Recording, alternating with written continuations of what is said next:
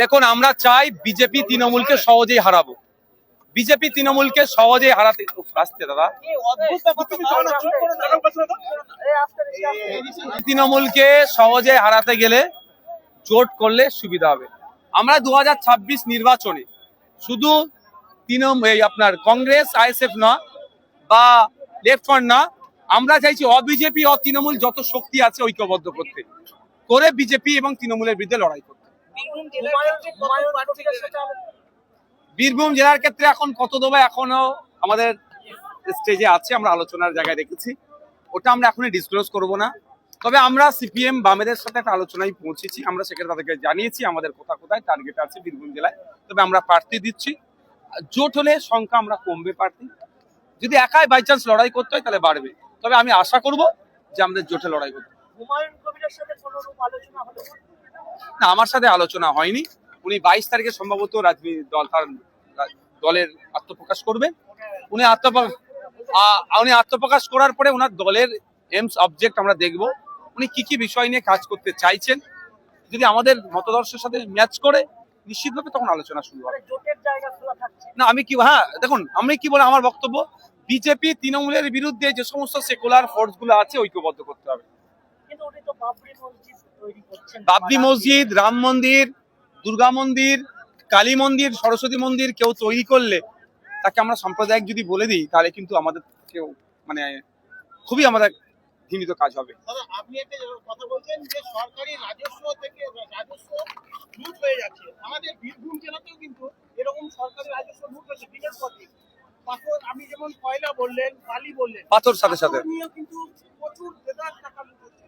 যেমন 2022-23 সালে 250 কোটি টাকা এখান থেকে ডিসিআর থেকে উঠেছিল, সেই জায়গায় আপনার 25-26-এ দেখা যাচ্ছে 50 কোটি টাকা হয়েছে, মানে 200 কোটি টাকা কম হয়েছে।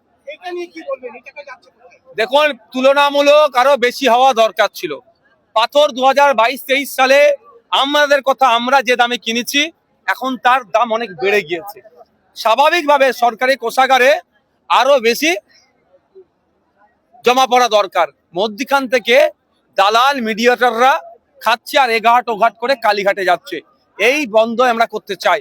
আর এরপরে শুধু টাকা নাই করছে, হসপিটালগুলোতে ডক্টর নাই, স্কুলগুলোতে শিক্ষক তো নয়, এখন চক ডাস্টারও নয়, বাচ্চারা যে টয়লেটে যাবে তারও দুরবস্থা, সরকারি কর্মচারীদের ডিএটা ঠিকঠাক পাচ্ছে না, কিন্তু টাকা অন্য জায়গায় খরচ হয়ে যাচ্ছে। ডিসিআর থেকে যে টাকা যার দায়িত্ব আছে সেই টাকা কিন্তু কলকাতায় 5 কোটি টাকা ধরা পড়েছে, বামফ্রন্টের তরফ থেকে বলা হচ্ছে যে প্রায় 35 কোটি টাকার উপর ধরা পড়েছে। দেখুন, আমার কাছে এক্সাক্ট ফিগার নাই যে কত টাকা ধরা পড়েছে, তবে ধরা পড়েছে এটা সত্য কথা। এবার পরিমাণটা কত, 5 টাকা হোক আর 500 কোটি টাকা হোক, চুরি তো হচ্ছে, এটা তো প্রমাণ হইতো। এটা বন্ধ করতে হবে। আমার রাষ্ট্রায়ত্ত সম্পত্তি, আমাদের সম্পত্তি রক্ষণাবেক্ষণের দায়িত্ব আমাদেরকে নিতে হবে। এই চোরেদের হাতে যদি সরকার চলে, এই চুরি হবে। এই চোরেদেরকে গণতান্ত্রিক প্রক্রিয়ায় বিতাড়িত করে আমরা যদি জনগণের সরকার তৈরি করতে পারি, এই সম্পদ জনগণের সম্পদ, রাষ্ট্রের সম্পদ, জনগণের স্বার্থে রাষ্ট্রের স্বার্থে খরচ হবে। 2011 সালের পর মমতা বন্দ্যোপাধ্যায় আজ দাবি করলেন সবথেকে বেশি বরাদ্দ করা হয়েছে সংখ্যালঘুদের জন্য। দারুণ কথা বলেছেন।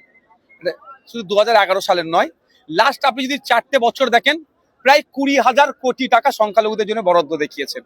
খাতায় কলমে বরাদ্দ দেখে লাভ কি হবে? এই মেসিকে দেখার মতো টিকিট আছে, আমার ভ্যালিড পাস আছে, আমি মেসিকে দেখতে পাবো, মেসি দর্শনের, কিন্তু আমি মেসি দর্শন করতে পারলাম না। তো 5,500 কোটি টাকা এবারে বরাদ্দ আছে, কিন্তু সংখ্যালঘুদের জন্য খরচ কত টাকা হয়েছে? সংখ্যালঘু দলিত শুধু তাই নয়, এটা আমি বলে যাই, আদিবাসীদের উন্নয়নের জন্য প্রচুর বরাদ্দ হয়েছে, কিন্তু প্রকৃত অর্থে কতটা বড় খরচ হচ্ছে এটা দেখতে হবে। বছরের শেষে কত পার্সেন্টেজ খরচ হচ্ছে? আমি দায়িত্ব নিয়ে বলছি 50% এরা রিচ করতে পারে না, 50% নিচেরা, তাও আবার যে 50% সংখ্যালঘু দপ্তরের বরাদ্দকৃত টাকা স্কুল এডুকেশনে খরচ করছে, সংখ্যালঘু দপ্তরে বরাদ্দকৃত টাকা অন্যান্য ডিপার্টমেন্টে খরচ করছে। কেন? এটা কেন হবে? আদিবাসীদের জন্য বরাদ্দকৃত টাকা স্কুল এডুকেশনে খরচ করছে, কেন খরচ হবে? এই মিসম্যানেজমেন্টটা হচ্ছে টাকা। একটা ভিডিওতে আপনার এত মানুষ, তৃণমূলের কি মাথা ব্যথা হবে এবার?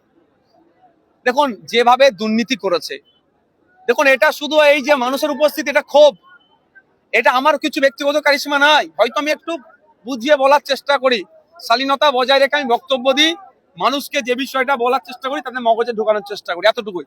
কিন্তু আমার ব্যক্তিগত কারিশমা নয়, এটা হচ্ছে শাসকের দুর্নীতি, অন্যায়, চুরির জবাব। এটা এটা মানবেন? তাহলে শাসকের বোঝা দরকার যে আপনি ৭৩টা প্রকল্প ৭৬টা প্রকল্প চালানোর পরও এখানে বিনা বিরিয়ানির প্যাকেট, বাইকে তেল দেওয়া নেই, রোজ না দিয়ে আবার এখানে আসলে হুমকি দিচ্ছে দেখে নেব, তারপরেও মনে হয় ৫-৭ হাজার মানুষের উপস্থিতি, আরো আসতো তাও আটকেছে খবর পাচ্ছি। তাহলে এত উপস্থিতিটা বোঝার দরকার যে শাসক আজকে কোন জায়গায় পৌঁছেছে তার জনসমর্থনের কাছে। ধন্যবাদ।